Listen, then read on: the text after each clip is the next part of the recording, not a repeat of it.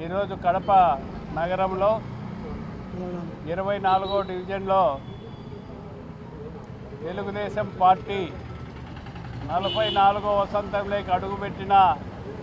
ఆవిర్భావ దినోత్సవం రోజు మరి మా నాయకులు జయచంద్ర గారి నాయకత్వంలో వారి కుమార్తె అనితా దీప్తి గారి ఆధ్వర్యంలో ఈ కార్యక్రమం జెండా లాగే పండుగను కార్యక్రమాన్ని వారి చేతుల మీదుగా ఈరోజు ఈ నగరంలో 24వ డివిజన్లో ప్రారంభించడం జరిగింది.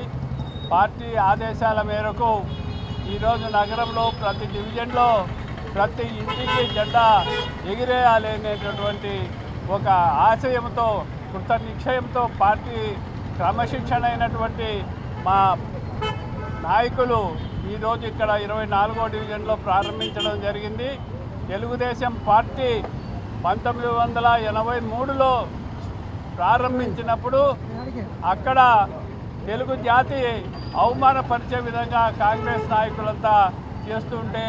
మన రామారావు గారు చూసి ఓర్వలేక రామారావు గారు ఎన్నో ఇబ్బందులు ఉన్నప్పటికీ వాళ్ళ నటనా సామ్రాజ్యాన్ని అంతా వదిలేసి కోట్ల రూపాయల ఆదాయాన్ని వదిలేసి ఆయన ఆంధ్ర ప్రజల కోసం అందరి కోసము మరి ఆ రోజు ఈ రాజకీయ పార్టీని ఏర్పాటు చేసి